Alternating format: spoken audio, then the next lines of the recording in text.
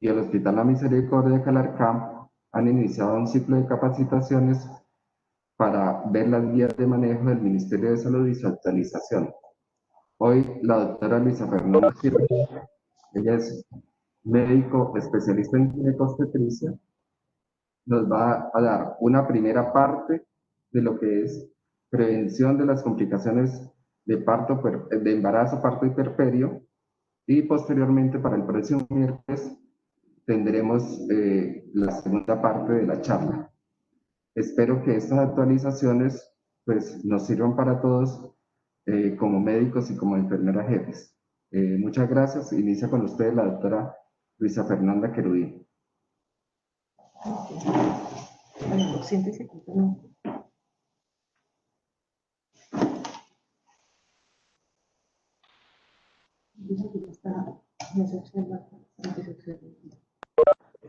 Ahí la cámara que se la capte bien, doctora, sí, Sí.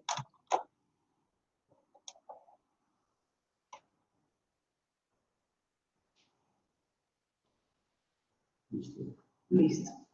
Bueno, muy buenos días para todos. El día de hoy vamos a hablar sobre la prevención, la detección temprana y el tratamiento de las complicaciones del embarazo, el parto y el puerperio.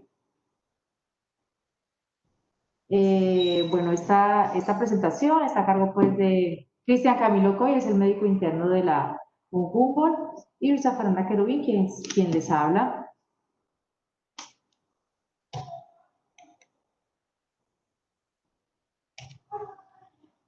Bueno, esa charla está basada en las guías de práctica clínica para la prevención de detección temprana y tratamiento de las complicaciones del embarazo, el parto y el puerperio del 2013.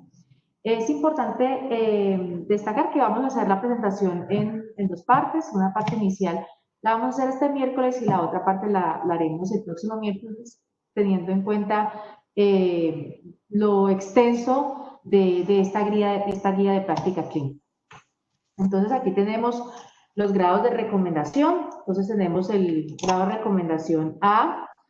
Entonces, para que recordemos, al menos un metaanálisis, revisión sistemática o ensayo clínico clasificado como 1AA y directamente aplicable a la población diana de la guía, o un volumen de evidencia científica compuesto por estudios clasificados como 1 más y con gran consistencia entre ellos. El grado de recomendación B es un volumen de evidencia científico compuesto por estudios clasificados como 2AA, directamente aplicable a la población diana de la guía y que demuestre gran consistencia entre ellos, o evidencia científica extrapolada desde estudios clasificados como 1AA o 1A. El grado de evidencia C. Espérenme que lo vamos a seguir la presentación. Ya me la regresé.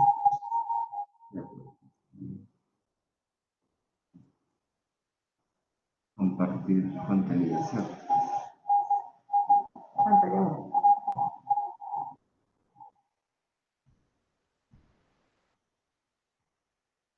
¿Ya? Ok. Grado de recomendación C es un volumen de evidencia científica compuesto por estudios clasificados como 2A, directamente aplicables a la población diana de la guía y que demuestran gran consistencia entre ellos, o evidencia científica extrapolada desde estudios clasificados como 2AA. Y la D, evidencia científica de nivel 3 o 4, o evidencia científica extrapolada desde estudios clasificados como 2A. Los estudios clasificados como 1 menos y 2 menos no deben usarse en el proceso de la elaboración de recomendaciones por su alto potencial de sesgo. Como manera de recordatorio, recuerden que la interpretación 1AA son metaanálisis de alta calidad, revisiones sistemáticas de ensayos controlados o ensayos controlados de alta calidad con muy poco riesgo de sesgo. La interpretación 1 más son metaanálisis bien realizados, revisiones sistemáticas o ensayos controlados, de ensayos controlados o ensayos controlados bien realizados con poco riesgo de sesgo. Y el 1 menos es metaanálisis, revisiones sistemáticas de ensayos controlados con alto riesgo de sesgo. La interpretación 2 más son revisiones sistemáticas de alta calidad con estudios de cohortes o de casos y controles estudios de cohortes o casos y controles de bajo riesgo de sesgo y con alta probabilidad de establecer una relación causal. La interpretación 2A son estudios de cohortes o de casos y controles bien realizados con bajo riesgo de sesgo y con una moderada probabilidad de establecer una relación causal. Los 2 menos son estudios de cohortes o de casos y controles con alto riesgo de sesgo y riesgo significativo de que la relación no sea causal. Por último tenemos la interpretación 3, que son estudios no analíticos con informe de casos y series de casos. Y el 4, pues son opinión de expertos. Bueno, aquí nos disculpan un poco la modificación que se generó en los cuadros por el cambio en el formato de los computadores. Pero entonces vamos a hablar inicialmente de las alteraciones del embarazo, el control de los embarazos con un curso normal. Vamos a hablar sobre los profesionales a cargo, el profesional que debe realizar este control, la duración de la atención de una consulta de un embarazo normal, la frecuencia con que se debe realizar y cómo se debe hacer el registro documental. Entonces, con un grado de recomendación A, tenemos entonces lo siguiente. Las pacientes con un embarazo de bajo riesgo de curso normal, su control puede estar dirigido por profesionales de la medicina general o en su defecto por enfermeras capacitadas o con especialización en cuidado materno-perinatal.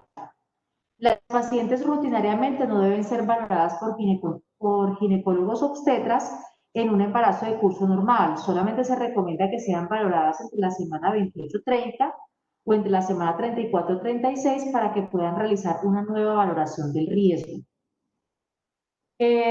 También se recomienda que el control prenatal sea proporcionado por un grupo pequeño de profesionales con los que la gestante se sienta cómoda y debe haber continuidad de la atención durante el periodo prenatal. Y como puntos de buena práctica, se recomienda contar con un sistema de referencia claro para que las mujeres embarazadas que requieran cuidados adicionales sean atendidas por ginecólogos obstetras cuando se identifique algún tipo de riesgo en el control prenatal.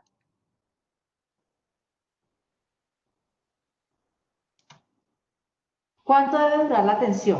Bueno, con un grado de recomendación D, se recomienda que el primer control prenatal en el primer trimestre se realice idealmente antes de la semana 10 y que si es un embarazo de curso normal, la primera cita debe tener una duración aproximadamente de 30 minutos y las siguientes controles deben tener una duración de 20 minutos. Con un punto de buena práctica de que cuando la paciente inicie los controles prenatales de forma tardía, es decir, después de la semana 26, lo ideal es que su primer control prenatal tenga una duración de 40 minutos, pues con el fin de realizarle una atención completa.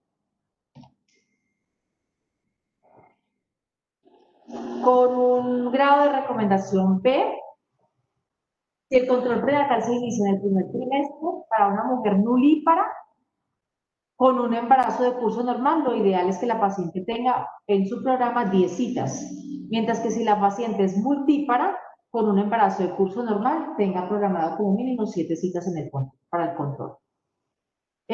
No se recomienda un programa de control prenatal con un número reducido de citas porque se asocia con un aumento en la mortalidad perinatal. Con un grado de recomendación D, se recomienda que las mujeres al principio del embarazo reciban información adecuada y por escrito sobre el número probable de citas, su duración y el contenido, explicando las diferentes opciones de atención y dando la oportunidad de discutir este en plan con el equipo de salud. Y se recomienda que cada cita de control prenatal deba estar estructurada por un contenido definido que permita una evaluación integral. Estas citas deben incorporar pruebas de rutina e investigaciones orientadas a minimizar las complicaciones. Pues realmente en este campo pues tiene un grado de recomendación D porque es muy complicado pues que uno pueda suministrar a la paciente una información muy detallada sobre cómo se van a presentar las citas posteriormente y sobre el contenido de cada cita, porque dependiendo de los hallazgos que se encuentren con cada una de las pacientes y dependiendo de los exámenes que ella te aporte o las ecografías, pues así será, digamos, la orientación del control prenatal.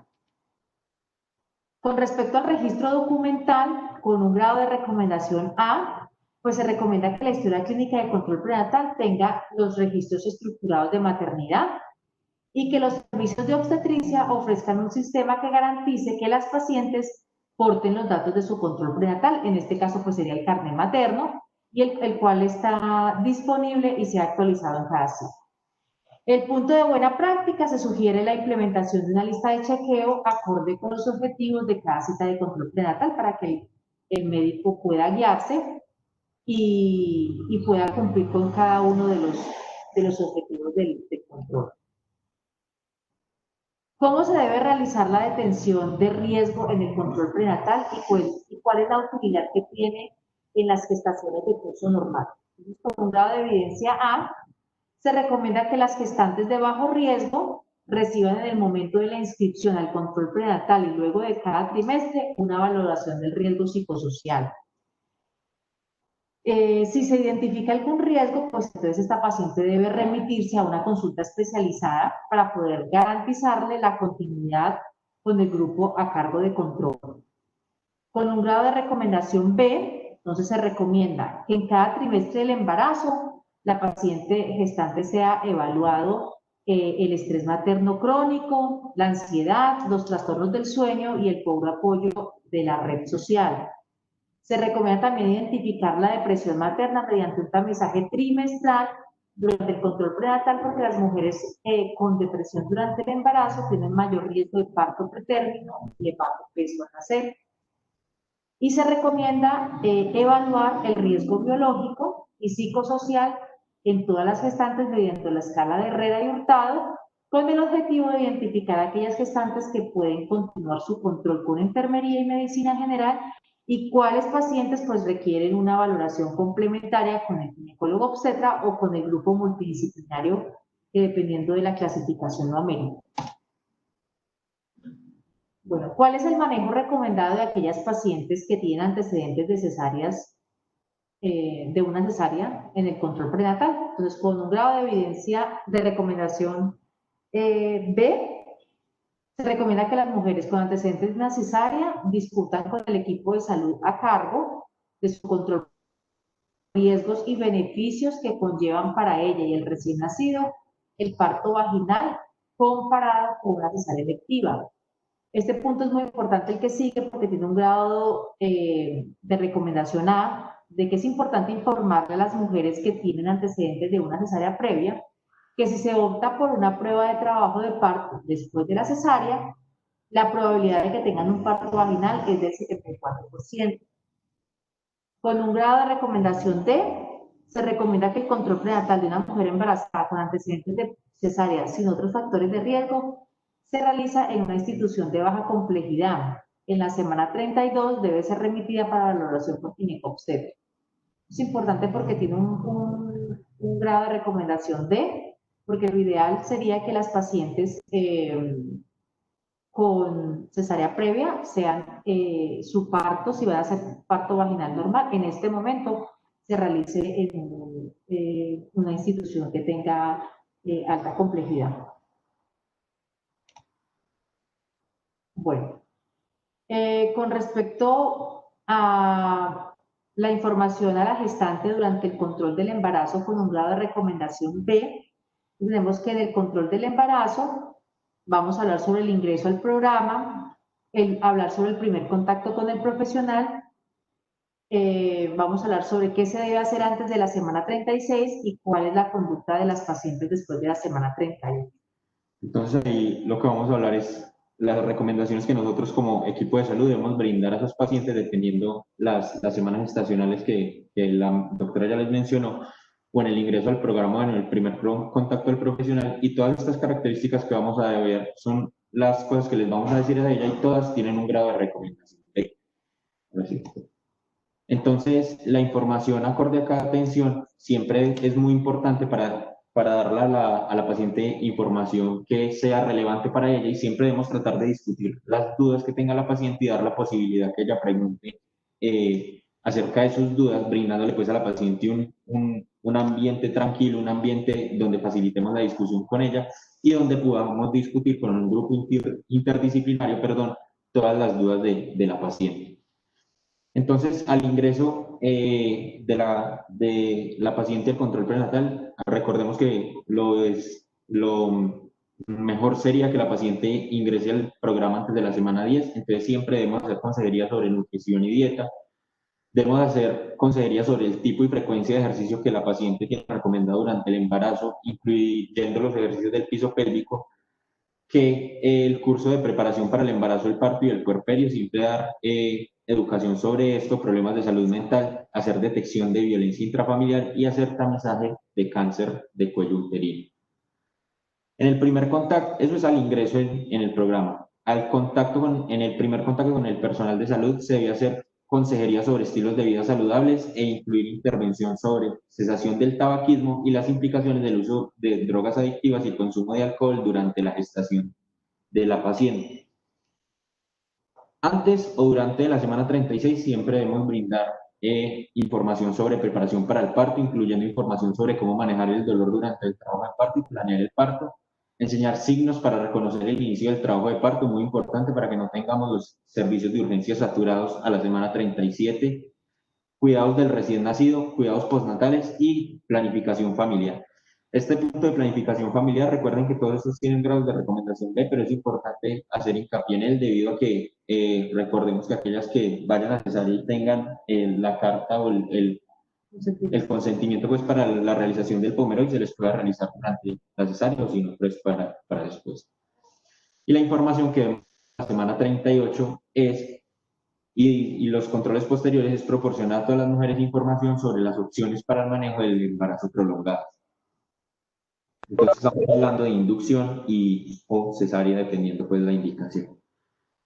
Estas son unas actividades rutinarias que siempre debemos hacer durante el control prenatal en el embarazo normal. Entonces siempre vamos a ver unos conceptos claros de anamnesis que debemos preguntar en todos los controles. ¿Qué debemos hacer en el índice de masa corporal en todos los controles? ¿Qué debemos buscar en el examen físico o qué no? Y el seguimiento paraclínico que vamos a hacer. Entonces, en las actividades rutinarias durante la anamnesis vamos a hablar inicialmente de la violencia intrafamiliar y luego de los trastornos mentales y qué nos dice la guía. Entonces, la guía nos dice que con un grado de recomendación D, que los profesionales de la salud siempre debemos permanecer alerta a síntomas y signos de violencia intrafamiliar y las gestantes deben tener la oportunidad de discutir respecto a la violencia intrafamiliar en un ambiente en el cual se sientan seguras.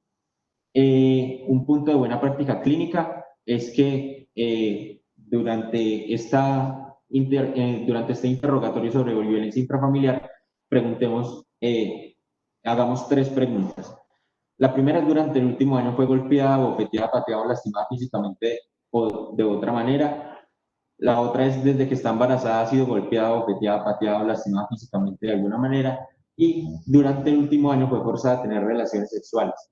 Y luego, si alguna de estas respuestas fue positiva, se debe reportar. Ahora vamos a ver, eso fue en cuanto a violencia intrafamiliar. Ahora vamos a hablar con la anamnesis en cuanto a las presencias de trastornos mentales. Entonces, siempre debemos indagar de aquí hacia atrás, en cuanto a trastornos mentales, tenemos un grado de evidencia C.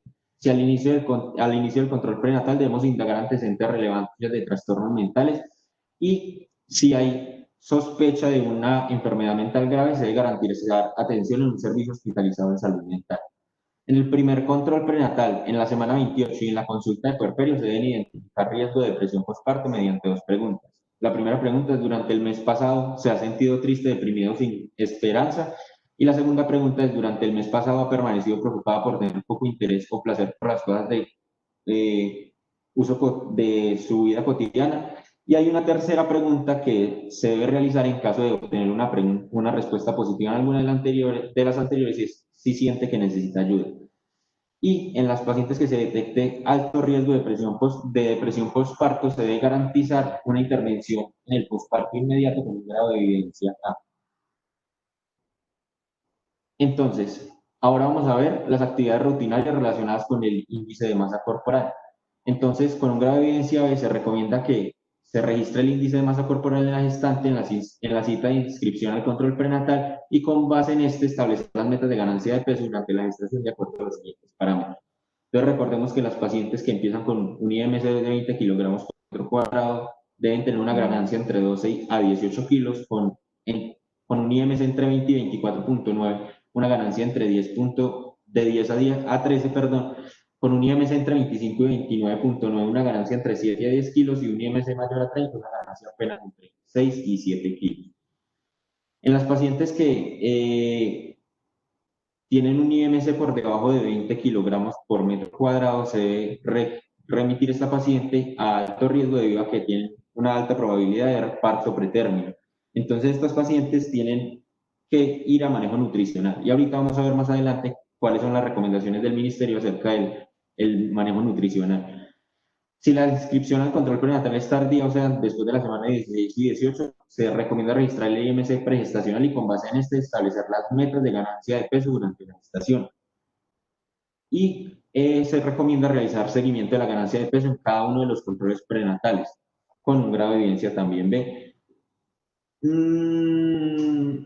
Y es muy importante que está durante toda la guía como punto de práctica clínica, como punto de buena práctica clínica, es que no se recomienda durante el embarazo dar orientaciones nutricionales encaminadas a la disminución del peso durante la gestación. Y ahora vamos a ver las actividades rutinarias que debemos hacer en el control prenatal relacionadas con el examen físico. Entonces vamos a ver examen de mama, presión arterial y tacto vaginal. Entonces, la presión arterial la debemos registrar en todos los controles prenatales por su capacidad de predecir preeclampsia y es una grado de evidencia B.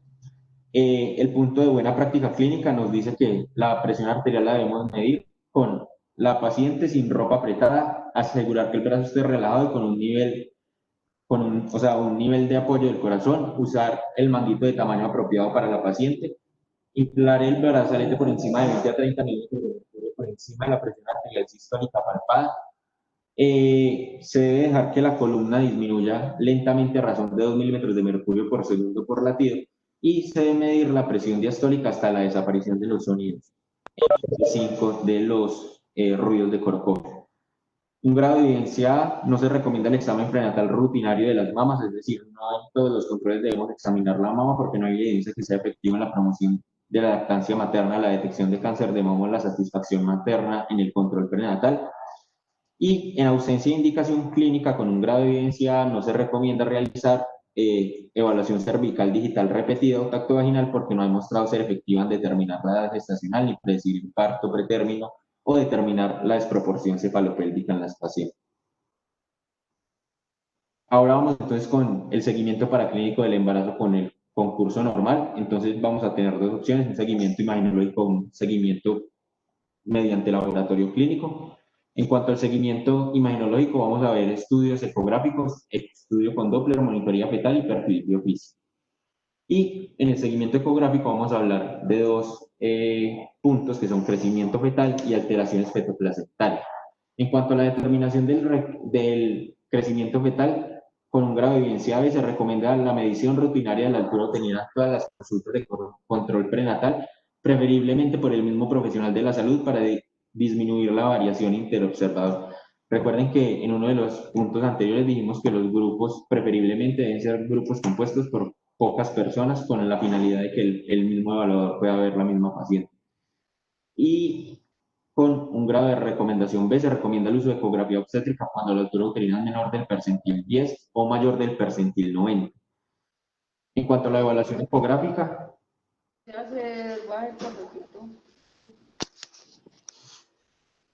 cuéntame. ¿Qué pasó? ¿Por qué lo apagó? Porque eso se escuchaba el audio acá. Sara Danelli, Uritica. Sara, ¿tienes alguna pregunta? Ok, continuamos entonces.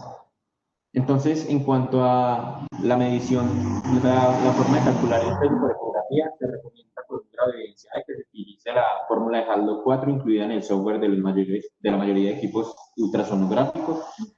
Y con un grado de recomendación A, no se recomienda el Doppler de arterias umbilicales para la detección de alteraciones del crecimiento fetal en un embarazo de curso normal. Recuerden que estamos hablando en un embarazo de curso normal y no en una paciente de alto riesgo con factores de riesgo importantes. Bueno, Alguien está hablando. Bueno, con respecto al seguimiento ecográfico, diagnóstico de alteraciones fetoplacentarias, entonces tenemos a continuación con un grado de recomendación A, entonces se recomienda realizar una ecografía entre la semana 10.6 y la semana 13.6, ¿con el fin de qué? Con el fin pues de mejorar la evaluación de la edad gestacional, utilizando la longitud cefalocaudal, detectar precozmente los embarazos múltiples y detectar pues algunas malformaciones fetales mediante la translucencia nucal, la cual debe ser medida por profesionales con entrenamiento y certificación. Esta sería pues la ecografía de tamizaje semana 11-14. Los puntos de buena práctica es que se recomienda que las gestaciones con antecedentes de embarazo ectópico, que tengan recanalización de trompas de falopio, antecedentes de uso de dispositivos intrauterinos, o que tengan dispositivos intrauterinos in situ o enfermedades pélvicas inflamatorias, se realicen ecografía transvaginal temprana para poder confirmar la localización del embarazo, teniendo en cuenta pues, que este tipo de pacientes tienen mayor riesgo de realizar embarazos ectópicos.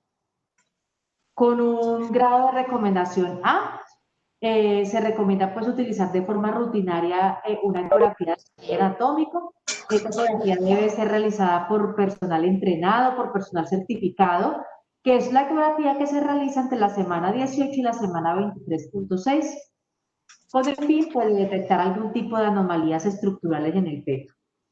Con un grado de recomendación B, tenemos entonces que las mujeres deben ser informadas de las limitantes de la ecografía de rutina, con énfasis en las variaciones de las tasas de detección según el tipo de anomalía fetal.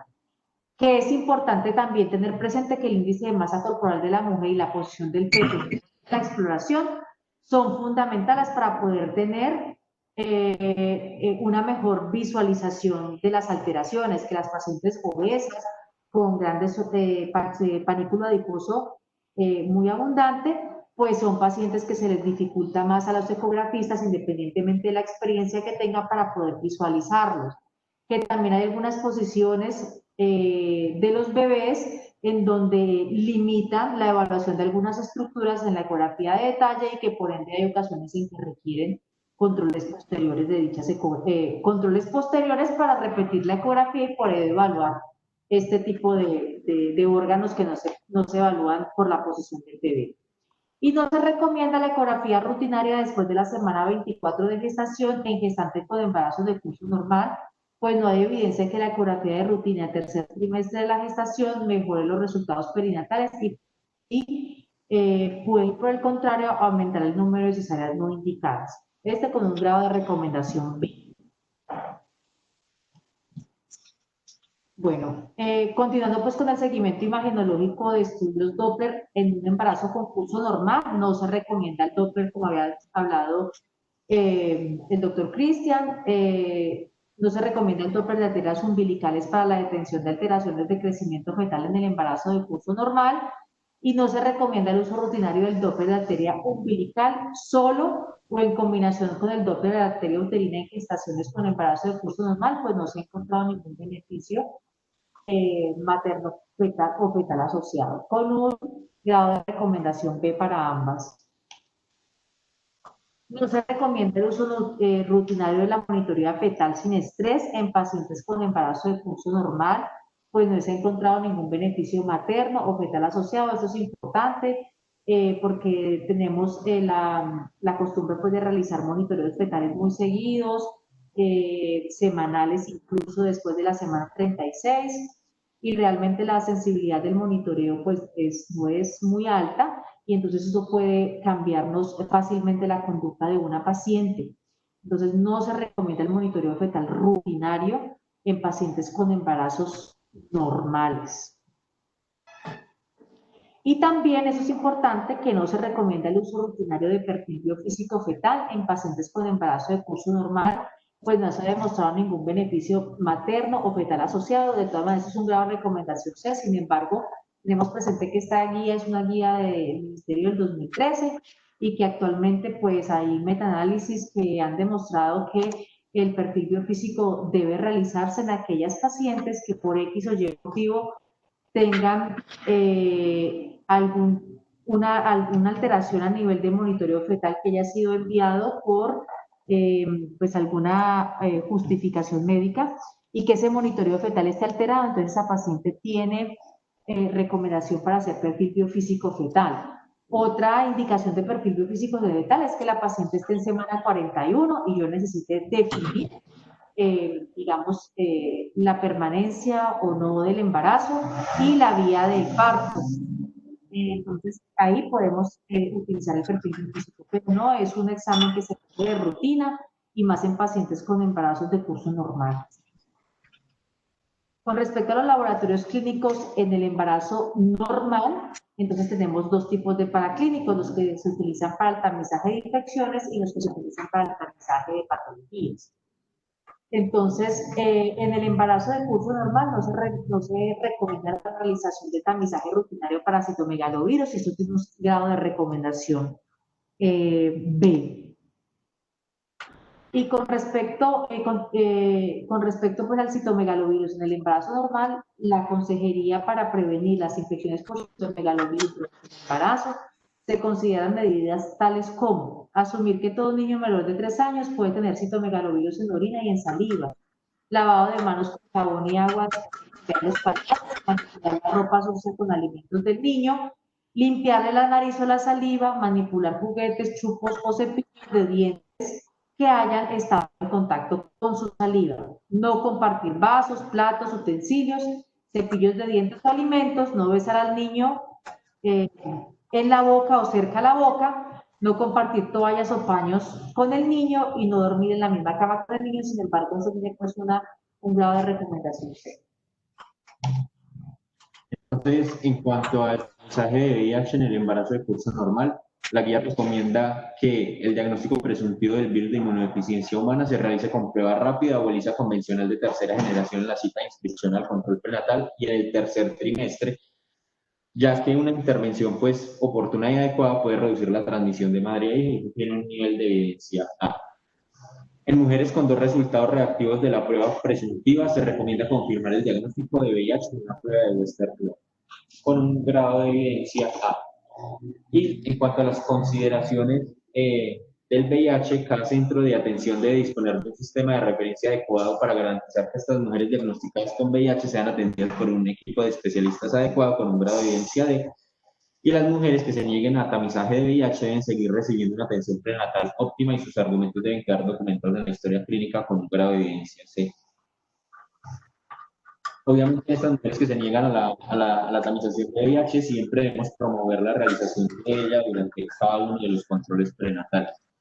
En cuanto al tamizaje de rubeola en el embarazo de curso normal, se recomienda que el tamizaje para rubeola sea ofrecido idealmente en la consulta preconcepcional y rutinariamente antes de la semana 16 de gestación con un grado de evidencia A. Y en cuanto a la hepatitis B en embarazo de curso normal, se recomienda ofrecer a todas las gestantes una tamización serológica para el virus de hepatitis B con la finalidad de garantizar en el puerperio una intervención adecuada para reducir el riesgo de transmisión de madre a hijo por la leche materna con un grado de evidencia A. Entonces ahora el infecciones bacterianas durante el embarazo de curso normal y vamos a ver que el tamizaje de la bacteriuria asintomática se debe ofrecer a las gestantes por medio de urocultivo y antibiograma, idealmente antes de la semana 16 de gestación o cuando la paciente ingrese al control prenatal si es que presenta un ingreso tardío, con un grado de evidencia A. Se debe dar tratamiento a la bacteriuria asintomática con un esquema de 7 días de acuerdo al perfil de resistencia y sensibilidad reportada, dependiendo de la zona en la cual estemos, con un grado de evidencia A. Se debe realizar seguimiento con urocultivo a las pacientes que reciben tratamiento para bacteriuria asintomática y se debe continuar el tamizaje de bacteriuria asintomática en las gestantes con un primer urocultivo negativo con un grado de evidencia B. En caso que la paciente presente una residuo o resistencia a la infección de la bacteriuria asintomática, la paciente debe ser referida por control por obstetricia con un grado de evidencia también B.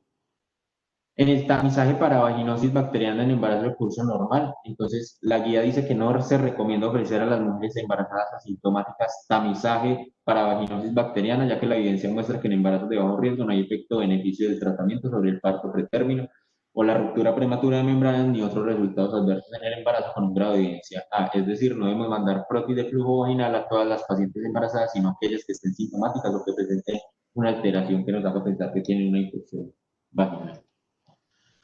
El tamizaje para clamidiasis en el embarazo, entonces la guía dice con un grado de recomendación B que no se recomienda ofrecer un programa de tamizaje para clamidia trachomatis durante el control prenatal de manera rutinaria en mujeres asintomáticas. En cuanto al tamizaje para sífilis en el embarazo de curso normal, la guía dice lo siguiente: se recomienda el tamizaje de rutina para sífilis con pruebas serológicas en cada trimestre del embarazo. En caso de tener un resultado reactivo menor a 1 de 8 diluciones, se debe realizar prueba confirmatoria mediante una prueba treponémica específica con un grado de recomendación B. Y en caso de un resultado reactivo mayor o igual a 1 en 8 diluciones, se recomienda el tratamiento con penicilina G benzatílica en las mujeres embarazadas con un grado de recomendación A.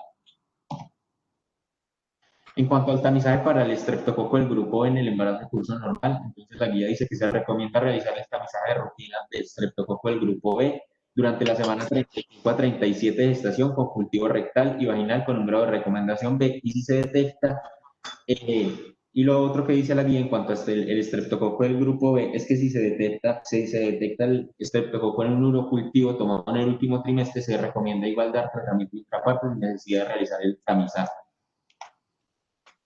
Tamizaje para protozoarios como la malaria en el embarazo del curso normal. La guía recomienda que en las zonas endémicas para malaria se realice tamizaje con gota gruesa a las gestantes con fácil acceso a los servicios de salud con un grado de evidencia A.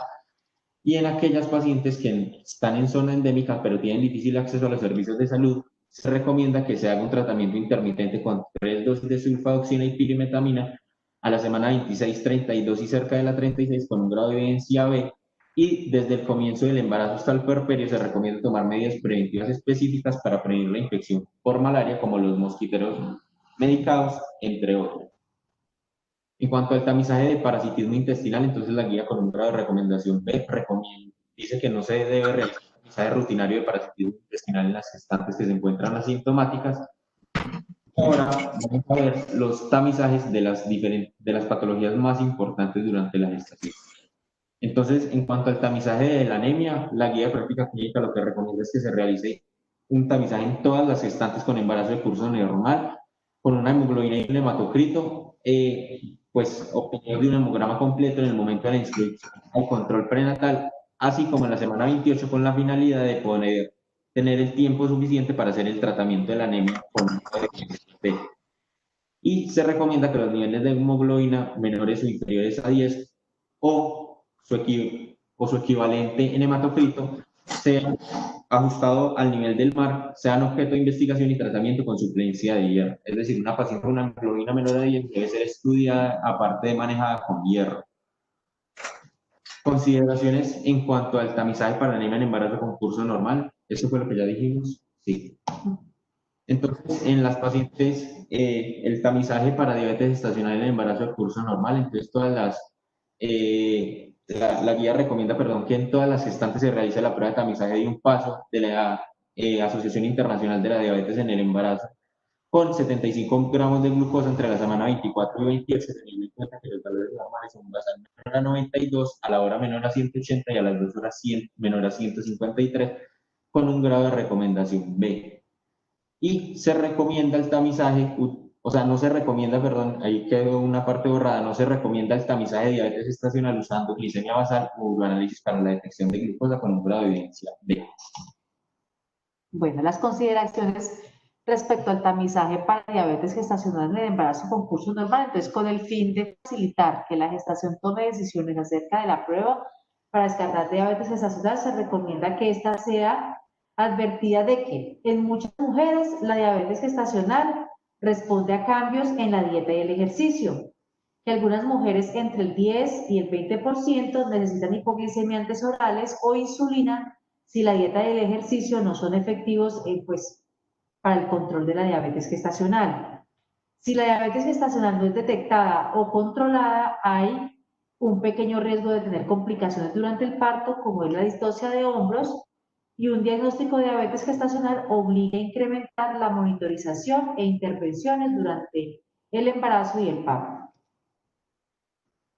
Con grado de evidencia A, tenemos que en las gestantes con embarazos de curso normal no se recomienda tamizaje rutinario para parto pretérmino. Pruebas como la gonadotropina coriónica en suero materno, la proteína C reactiva sérica, los niveles cervicovaginales de fibronectina fetal y la cervicometría por ecografía transvaginal no han demostrado ser efectivas en predecir el riesgo de parto pretérmino en ese tipo de gestantes. Entonces, no se requiere cervicometrías de rutina en pacientes con embarazos de bajo riesgo. Bueno, en cuanto a las consideraciones y las intervenciones y las recomendaciones en el embarazo del curso normal con respecto a la vacunación, a la nutrición y a la odontología, la guía de práctica clínica del Ministerio nos dice que, en cuanto a la vacunación contra la influenza, se recomienda pues la vacunación contra la influenza estacional con virus inactivos durante la gestación con un grado de recomendación A. Para garantizar la protección contra el tétano materno y neonatal en las mujeres embarazadas que nunca han sido vacunadas contra el tétano o de quienes se desconoce su esquema, aplicar la siguiente secuencia: una dosis inicial, otra a las 4 semanas y una tercera dosis a las 6 o 12 semanas después de la dosis inicial con un grado de recomendación A. Que después de la semana 20 se recomienda sustituir una dosis de DT por una dosis de toxoid de la TPTA celular para prevenir la infección por este agente en los niños menores de 3 meses, con un grado de recomendación D. Generalmente esta vacuna se pone en semana 26. Y con respecto a la vacuna contra la hepatitis B, no se recomienda que las mujeres embarazadas sean vacunadas contra la hepatitis B para prevenir la infección en el recién nacido, con un grado de recomendación D. Con respecto a la vacuna contra la varicela, dado que los efectos adversos de los virus vivos atenuados no han sido suficientemente estudiados, pues no se recomienda que las mujeres embarazadas sean vacunadas contra la varicela, con un grado de recomendación D. Con respecto a la vacunación de la fiebre amarilla, la seguridad de la vacuna contra la fiebre amarilla durante el embarazo tampoco ha sido bien establecida y por ende se recomienda administrar la vacuna solo si se va a viajar a áreas endémicas. De resto, la vacuna contra la fiebre amarilla no debe ser rutinaria durante la gestación. Con respecto a las intervenciones nutricionales durante el embarazo de curso normal, entonces se debe hacer consejería nutricional, la gestante debe ser referida para valoración nutricional al momento de la inscripción al control prenatal, pues con el fin de poder establecer su diagnóstico nutricional, el índice de masa corporal y poder definir un plan alimenticio adecuado para ella. Todo esto con un grado de recomendación A. Durante el control prenatal deben desarrollarse intervenciones rutinarias basadas en actividad física, asesoría nutricional, combinados con la supervisión adicional de la ganancia de peso para evitar una ganancia de peso muy excesiva durante el embarazo. También se recomienda la prescripción rutinaria, no se recomienda la prescripción rutinaria de complementos nutricionales o dietas isocalóricas con base solo en proteínas, ya que no se ha encontrado ningún efecto benéfico en la materna y puede causar daño fetal. Importante porque las pacientes tienen la costumbre de utilizar suplementos nutricionales y a veces los suplementos nutricionales lo que generan es un aumento excesivo de peso en la gestación y recuerden que necesitamos es un aumento de peso adecuado, no excesivo. No se recomiendan dietas hipocalóricas en las gestantes que fusen con exceso de peso y que presentan una ganancia excesiva durante el embarazo, ya que no se ha encontrado ningún efecto benéfico en la materna. Recuerden que eso ya lo mencionamos, las pacientes no deben entrar en dieta, simplemente deben tener una ganancia de peso dependiendo del índice de masa corporal. Cuando tenemos entonces obesidad materna, pues solamente deben tener un aumento de peso de 7 kilos durante la gestación. Con respecto a los suplementos nutricionales en el embarazo, entonces tenemos el ácido fólico, el calcio y el hierro y otras vitaminas. Entonces, se sugiere el uso de suplemento proteico energético equilibrado. Las proteínas proporcionan menos del 25% del contenido total de energía para disminuir disparidades En la mortalidad fetal en mujeres embarazadas en desventaja, es decir, mujeres malnutridas o en riesgo de inseguridad alimenticia. Lo que les decíamos ahorita sobre los suplementos nutricionales, estos pueden ser evaluados en pacientes con desnutrición, más no en pacientes con un índice de masa corporal normal o con sobrepeso. Se recomienda la suplencia de 400 microgramos al día de ácido fólico desde la consulta preconcepcional y hasta la semana 12 de embarazo para reducir el riesgo de tener un recién nacido con defectos del tubo neural, anencefalia o espina bífida con un grado de recomendación A. Eso es importante para que después de la semana del primer trimestre de la gestación el ácido fólico puede ser suspendido. A pesar de la evidencia actual, se recomienda el suplemento de hierro más ácido fólico de forma rutinaria a todas las gestantes con embarazo de curso normal, todas deben tener ese suplemento. Las pacientes con valores de hemoglobina superiores a 14 no requieren dicha suplementación de forma rutinaria. Y no se recomienda el reemplazo de hierro más ácido fólico por multivitaminas en gestantes con embarazo de curso normal para reducir la anemia materna, con grado de evidencia A. Con respecto al carbonato de calcio, se recomienda la suplementación de dicho medicamento con un suministro de 1.200 miligramos al día a partir de la semana 14 para disminuir el riesgo de preeclampsia y se recomienda que la ingesta de hierro y calcio se realice en horas diferentes con una diferencia de por lo menos 1 hora entre ellos, 2 horas antes o después de las comidas principales y no consumirse con leche.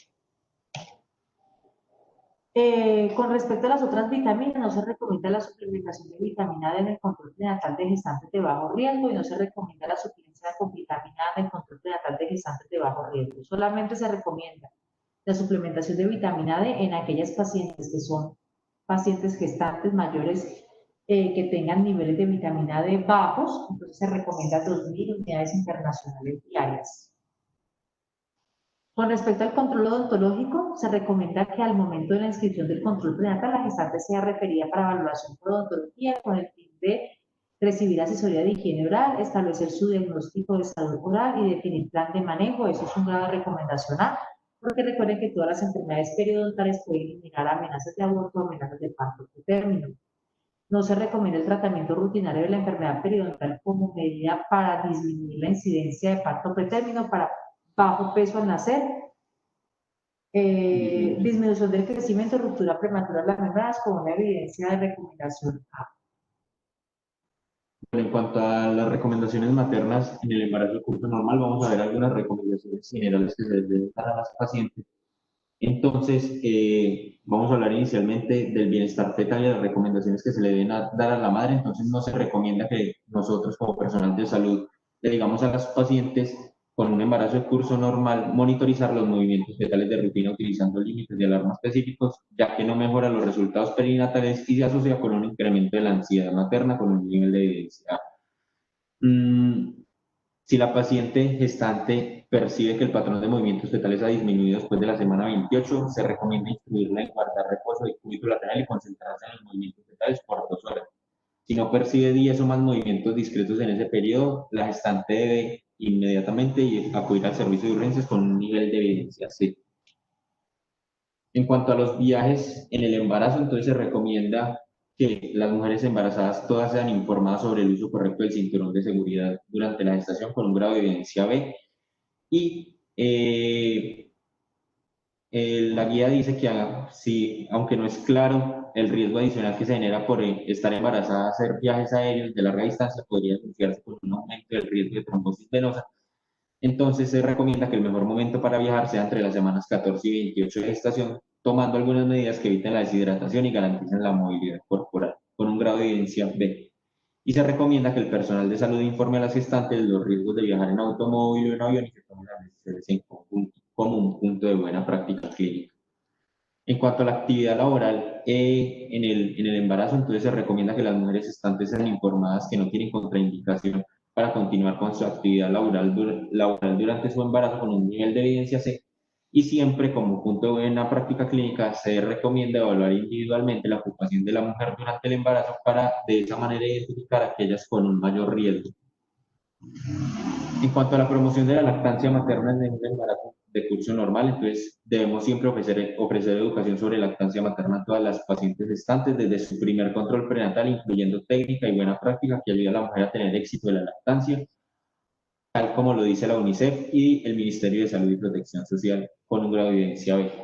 Y se recomienda incluir en las estrategias de educación en la lactancia materna al personal de salud, a la familia y a otros miembros de la comunidad como pares sociales con un grado de evidencia B. Y durante el control prenatal y el posparto siempre se recomienda con un nivel de evidencia C educación sobre lactancia materna mediante talleres y consejerías específicas a aquellas mujeres que expresan su decisión de lactar a sus hijos y las que aún no han decidido el tipo de alimentación que le van a dar a su bebé.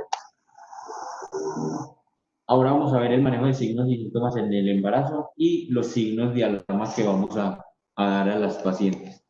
Entonces, los signos de alarma, esos son puntos de buena práctica clínica que nos da el ministerio. Entonces, siempre se debe advertir a toda la gestante la necesidad de consultar por urgencia si presenta cualquiera de los siguientes. Entonces, si presenta alguno de los síntomas de preeclampsia, eclampsia o gel, entonces si presenta cefalea severa, alteraciones visuales como visión borrosa o fosfeno, dolor epigástrico vómito, edema matutino de cara, manos o pies. Si la paciente presenta sangrado durante el embarazo, pues está asociado con aborto, placenta previa o abrupción de placenta, parto pretérmino, muerte fetal in utero y anomalías congénitas, esto con un grado de evidencia B. Advertir a la gestante que si presenta fiebre, dificultad respiratoria y tos, debe consultar al servicio de urgencia. Siempre debemos advertir a todas las embarazadas que el dolor abdominal tipo cólico irradio de la espalda local anterior de los muslos, el aumento de las contracciones uterinas en comparación con el patrón anterior, el cambio en el color del moco vaginal, la pérdida de líquido claro, manchado o sangrado y la sensación de que el bebé ha descendido se asocian con aborto o parto pretérmino, por lo cual debe consultar por urgencia. Síntomas tales como debilidad, cansancio fácil y sensación de vértigo se asocian con anemia, por lo cual debe consultar, y síntomas como disuria por la fiebre hematuria se asocian a infección de vías urinarias, por lo cual también debe consultar y obviamente está asociado a parto pretérmino y ruptura prematura de membrana. Entonces vamos a ir hablando de unos signos y unos síntomas específicos que la guía nos dice como algo básico de qué hacer con ellos, y vamos a empezar por los del sistema digestivo. Entonces vamos a iniciar con náuseas y vómito. Entonces, a juicio del médico tratante, la intervención recomendada para la reducción de náuseas y vómito incluye jengibre, antihistamínicos y vitamina B6 con un grado de evidencia B. Se recomienda que las mujeres que reciben información acerca de los aspectos relacionados con la náusea y vómito en la gestación, incluyendo que la mayoría de los casos del embarazo se resuelven espontáneamente antes de la semana 16 a 20 de gestación, no suelen estar asociados con un resultado adverso durante el embarazo. Ese es el punto de buena práctica clínica que la guía en este síntoma. El otro es reflujo y epigastralgia. Se sugiere el uso de antiácidos en aquellas gestantes con quienes la pirosis siga siendo un problema a pesar de modificaciones en su estilo de vida y dieta con un grado de recomendación C. Y siempre debemos dar las recomendaciones a las pacientes de los cambios en los estilos de vida y modificaciones en la dieta como primera línea de manejo del reflujo y la epigastralgia en la gestante. En cuanto al estreñimiento, se recomienda que las mujeres que presentan estreñimiento en el embarazo se les prescriba una dieta rica en fibra. Si no se obtiene mejoría con esta dieta inicialmente, se sugiere el uso de laxantes considerando sus posibles efectos adversos con un grado de recomendación A. Bueno, con respecto a los signos y síntomas vasculares en el embarazo con curso normal, entonces vamos a hablar de los más comunes, que son las hemorroides y los síndromes varicosos. Entonces, con respecto a las hemorroides, con un grado de recomendación B, se recomienda ofrecer a todas las gestantes información relacionada con los cambios o las modificaciones de la dieta, en presencia pues, de síntomas de hemorroides. Si los síntomas clínicos siguen siendo molestos, se recomienda o se consideraría el uso de cremas antihemorroidales. No se recomienda el uso de rutócidos durante el embarazo para mejorar los síntomas de hemorroides. Se recomienda, en cuanto al uso al síndrome de varicoso, se recomienda el uso de medidas de compresión para mejorar los síntomas del síndrome de varicoso en la gestante, con un grado de recomendación A, y como punto de buena práctica clínica se recomienda informar a las mujeres gestantes que las varices son comunes en el embarazo. Con respecto a los signos y síntomas ortopédicos en el embarazo de curso normal, tenemos entonces tres muy frecuentes, que es el dolor lumbar, la pubalgia y el síndrome del túnel del carpo. Con un nivel de evidencia B, un grado de recomendación B, se recomienda que las mujeres se les informe que el ejercicio del agua, la fisioterapia y las clases individuales en grupo orientadas al cuidado de la espalda pueden ayudar a aliviar el dolor lumbar durante la gestación. Con respecto a la pubalgia, se sugiere la remisión a fisioterapia durante el control prenatal para disminuir la pubalgia asociada al embarazo con un grado de recomendación B. Y con respecto al túnel carpiano, se recomienda informar a la gestante que el síndrome del túnel del carpo es una queja común durante el embarazo y que debe discutir las opciones de tratamiento con el equipo de salud a cargo de su control prenatal. Bueno, entonces hasta aquí tenemos la primera parte de la guía del ministerio. Con respecto a lo que acabamos de mencionar, pues obviamente hay que tener presente que la guía que acabamos de mostrarles es una guía del año 2013 y que, bueno, pueden existir algún tipo de cambios que se han generado desde el 2013 hasta la fecha, pero nuestro objetivo es mostrar, digamos, las recomendaciones, los grados de recomendación y los puntos de buena práctica que esta guía nos ofrece al momento de estar ante una paciente gestante con un embarazo normal, de curso normal y de bajo riesgo. Es importante que tengamos presente esto, porque estas recomendaciones son solo para pacientes con embarazos de bajo riesgo. Si tienen alguna pregunta sobre esta primera parte, con mucho gusto se las resolveremos. Y ya en el próximo miércoles hablaremos de la segunda parte.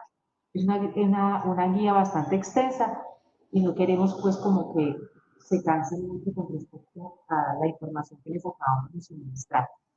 Dependiendo es posible que más adelante en otras intervenciones podamos hacer, digamos, actualizaciones de algunos puntos que han ido cambiando con el paso de los años y que estamos utilizando actualmente en el área de ginecobstetricia.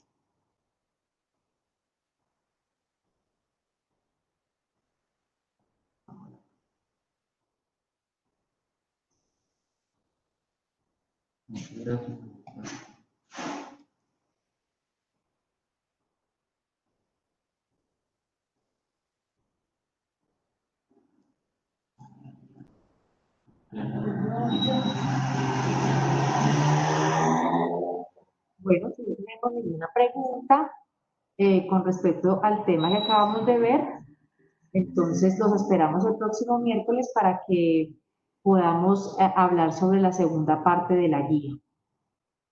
Muchas gracias a todos los que estuvieron presentes y esperamos estarles haciendo actualizaciones con temas de interés para todos.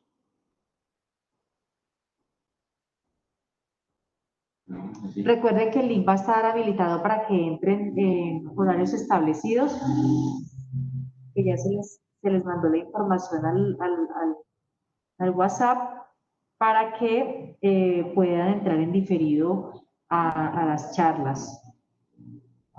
Ya les voy a dar la información acá.